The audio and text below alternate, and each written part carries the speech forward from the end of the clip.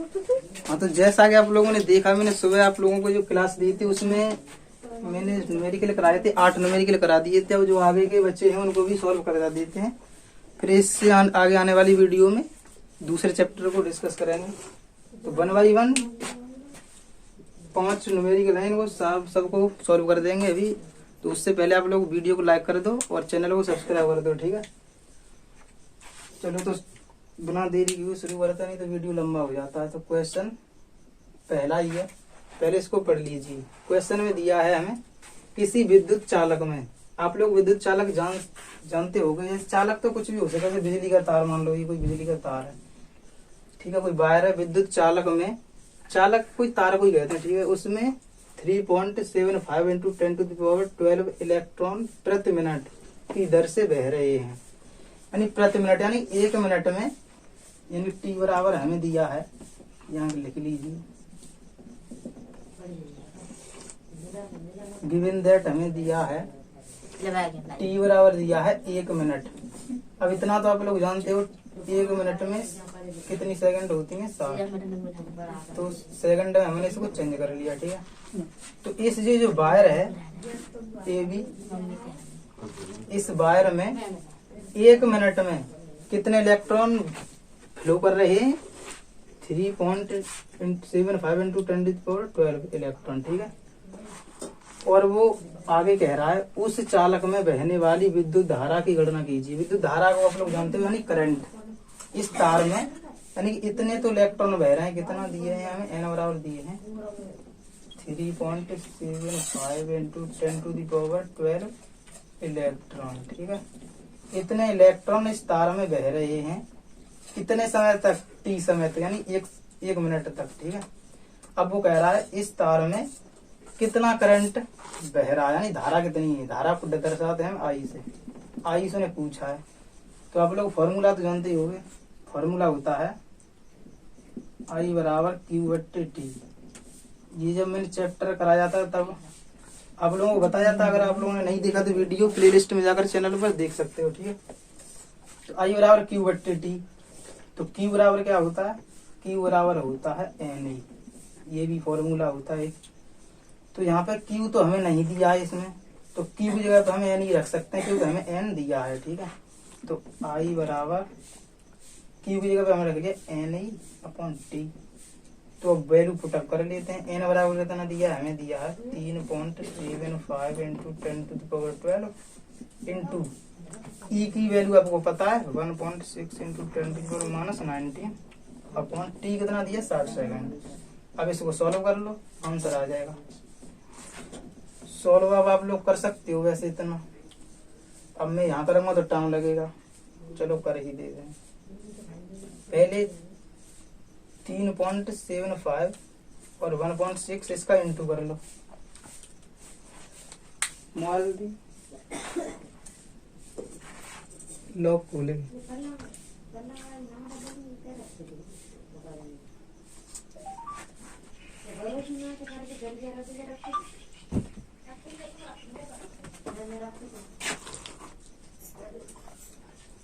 अभी रुको 1 minute, calculator का यूज करते हैं तो जल्दी सॉल्व हो जाएगा, नहीं तो ऐसे तो ज्यादा टाइम लगेगा। कैलकुलेटर कहाँ है?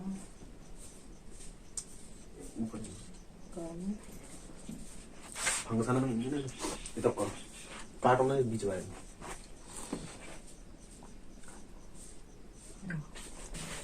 कैलकुलेटर सॉल्व करते हैं। देखो 3.75 और 1.6 को पहले इंटू करते हैं।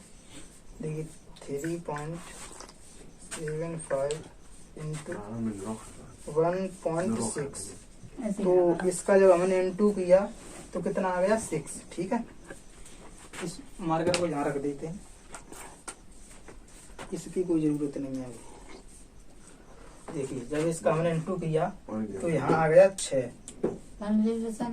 तो 6 आ गया इंटू 10⁻, यहाँ 12 है, ठीक है। 20 है। 20 में से 90 घटाएंगे तो 1 आएगी पावर अपॉन 60, ठीक है। इसको जब काटेंगे तो कितने बार कटेगा? 10 1 दिन 10 क्या कम है कटेगा, इक्वल हो जाएगा 1 साथ इंटू 10⁻1 अपॉन 10। बिला पे रखते होंगे, बिलासन में दे दी। एक में 10 का भाग देंगे तो कितना आएगा 0.5। हम तो बता दूंगा सीधा लगे वहां एक ले। मिनट रुको।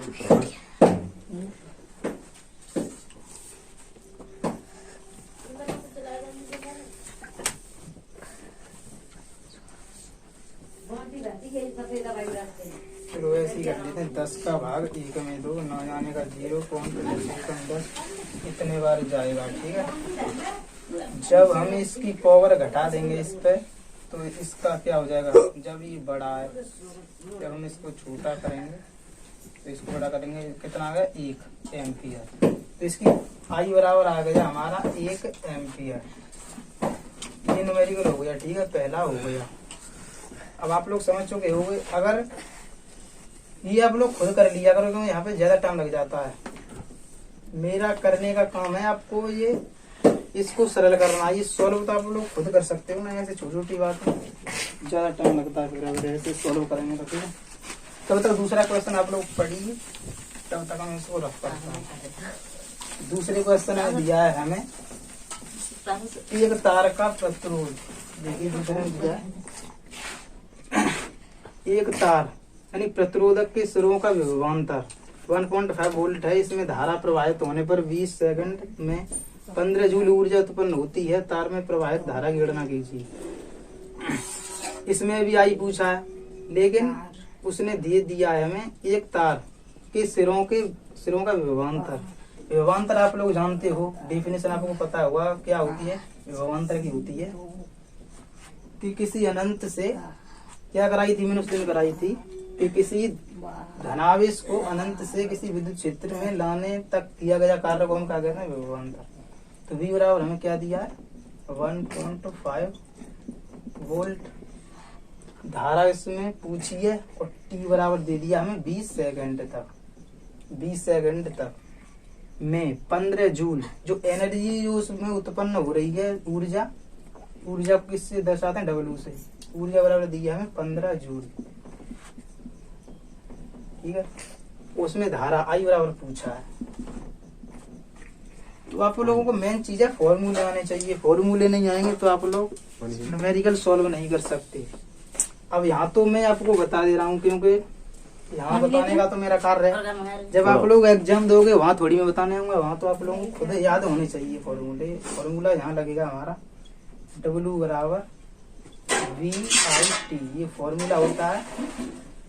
फॉर्मूले तो बहुत सारे हैं लेकिन आप लोगों को याद रखना है, तभी आप लोग एग्जाम दे पाओगे, अन्यथा उम्मीद नहीं की जा सकती। हमें जब W बराबर है, W को इक्वल है ये फॉर्मूला, ठीक है। लेकिन हमें ज्ञात क्या करना है, धारा I, करंट ज्ञात करना है, कितना करंट उसमें फ्लो हो रहा है। तो करंट के इसको इक्वल कर लो तो I बराबर हो जाएगा W बट्टे VT। तो I बराबर W की वैल्यू दी गई है हमें 15 अपॉन V है 1.5 इंटू T दिया है हमें 20 सेकंड तक। तो यहाँ पे सॉल्व करते हैं, I बराबर हो गया 15। जब हमने यहाँ से 0 हटाया तो ऊपर हो गया 150 बट्टे 15 इंटू ये हो गया 20। इससे तो ये कट गया, कितने टर्म में कटा 10 बार। 10 बट्टे 20 कितने बार कटा 1 बट्टे 2। इसको सॉल्व करेंगे तो आ गया I बराबर 0.5 एम्पियर। ये भी सॉल्व हो गया। अब देखते हैं आगे, पहला भी हो गया, दूसरा भी हो गया। अब देखते हैं न्यूमेरिकल तीसरा। ठीक है, तीसरे को पढ़िए तो हम इसको रख पाते हैं। तीसरे में दिया है हमें, तीसरे न्यूमेरिकल में हमें दिया है किसी चालक का कुल आवेश। हाँ भाई, आवेश क्या होता है?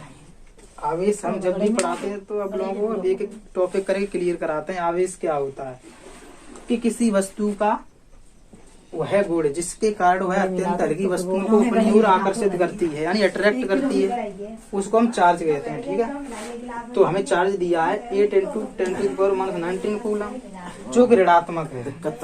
इस पर कितने इलेक्ट्रॉनों की अधिकता है? तो सिंपल सी बात है, वही पूछा उसने। Q बराबर हमें दिया है, Q बराबर हमें दिया है 8 इंटू 10⁻19 कूलम, जो कि ऋणात्मक है।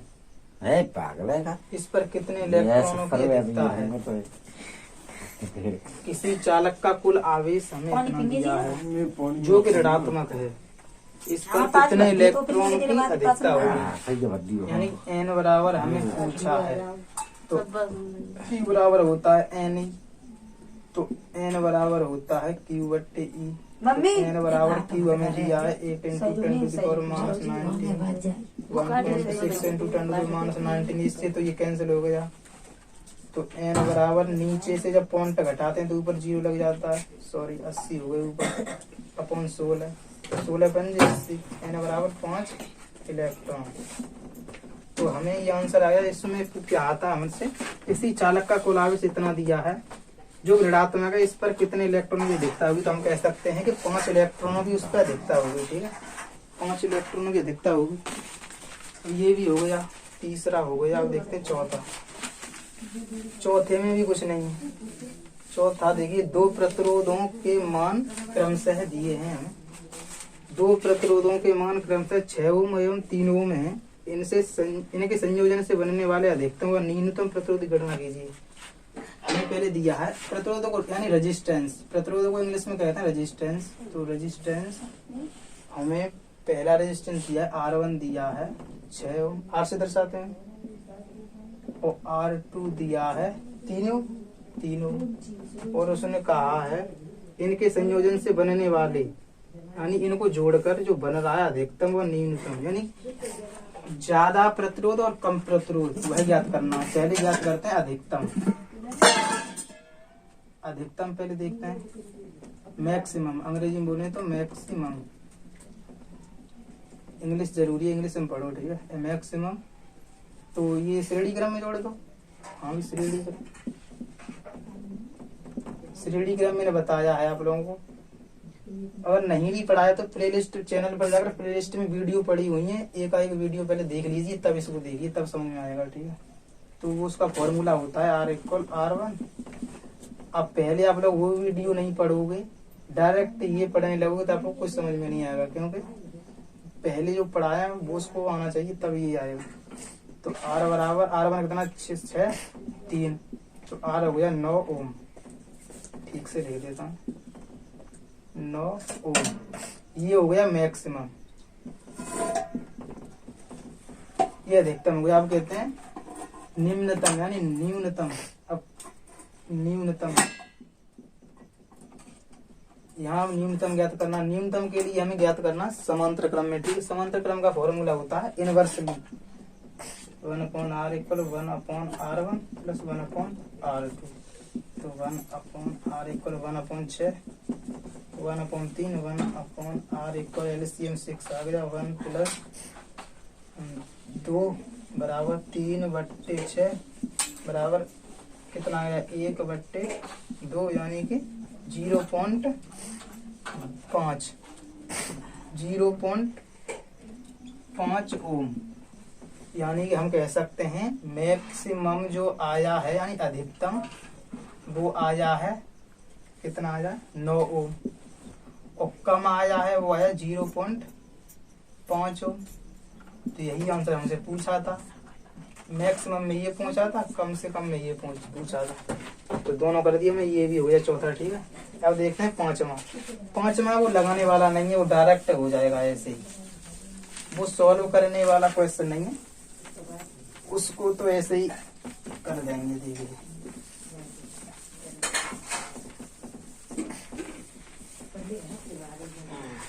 उसने कहा है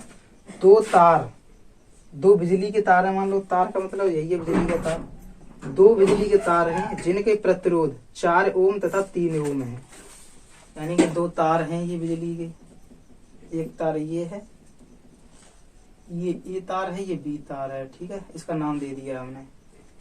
2 बिजली के तार हैं जिनके प्रतिरोध 4 ओम, यानी पहले वाले का जो ओम रेजिस्टेंस है R बराबर 4 ओम, और दूसरे वाला रेजिस्टेंस है कितना दिया है 3 ओम।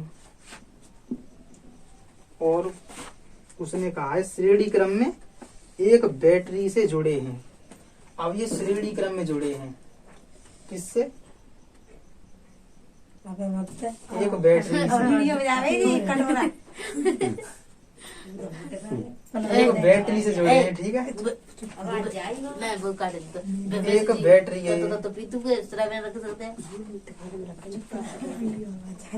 श्रेणी क्रम ही तो हुआ है। हाँ श्रेणी क्रम ही हुआ है। एक मिनट रुको, ऐसे नहीं, ठीक से बनाते हैं चित्र, ठीक है। दो तारें देखी बिजली के, ये कोई बैटरी है,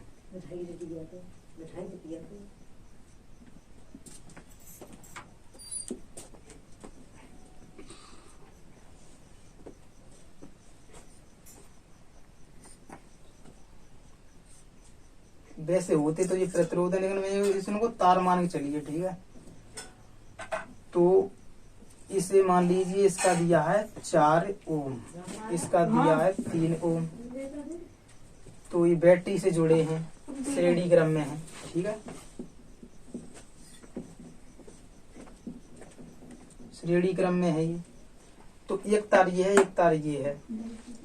यहाँ नाम दे दो इसको, ए है यहाँ तक, यहाँ बी है, ठीक है। ये तार, दो तार हैं बिजली के, वो श्रेणी क्रम में जुड़े हैं। पहले का ओम है 4 ओम रेजिस्टेंस, दूसरे का 3 ओम। अब वो कह रहा है श्रेणी क्रम में जुड़े हैं।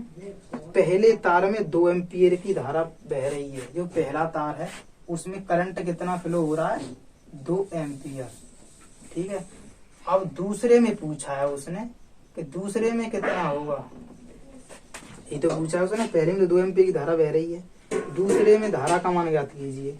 तो इसे ज्ञात करने के लिए ना ही तो इसको सॉल्व करने की जरूरत है, ना ही इसको कुछ करने की जरूरत है। बस आपको इसका टॉपिक आपको आना चाहिए। देखिए, जब भी मैंने बताया है कि ये जो श्रेणी क्रम होता है ना, श्रेणी क्रम, श्रेणी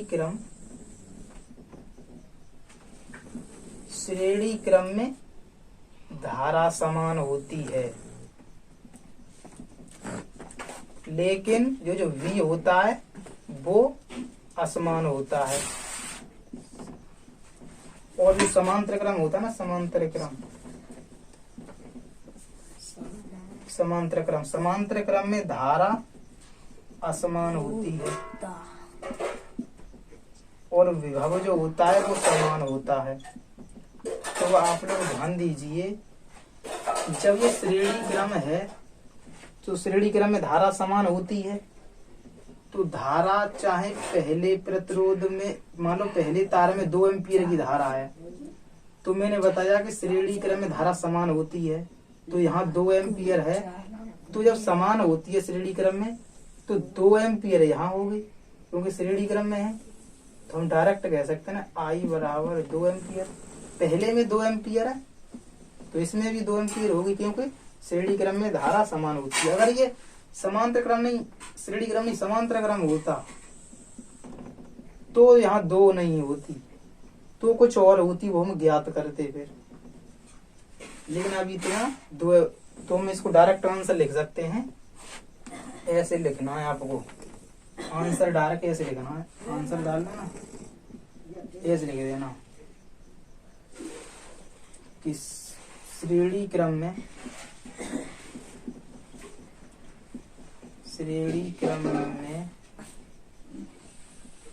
धारा समान होती है तथा नहीं, अर्थात करो, अर्थात जो धारा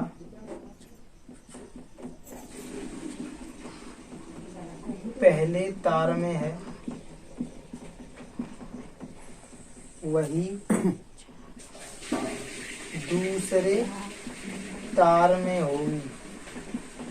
जो धारा पहले वाले तार में बह रही है ना 2 एम्पियर, वही धारा दूसरे तार में बहेगी, ठीक है। तो हो गई ये 5 सवाल हो गए। तो वीडियो को लाइक जरूर कर देना। अगर लाइक नहीं हुए, इस वीडियो का टारगेट है आपको इसके व्यूज ज्यादा बढ़ाना। अगर व्यूज ज्यादा नहीं हुए तो इससे आगे वाली वीडियो में नहीं बनाऊंगा वीडियो, क्योंकि मुझे फायदा क्या है, आप लोग व्यूज ही नहीं बढ़ा रहे।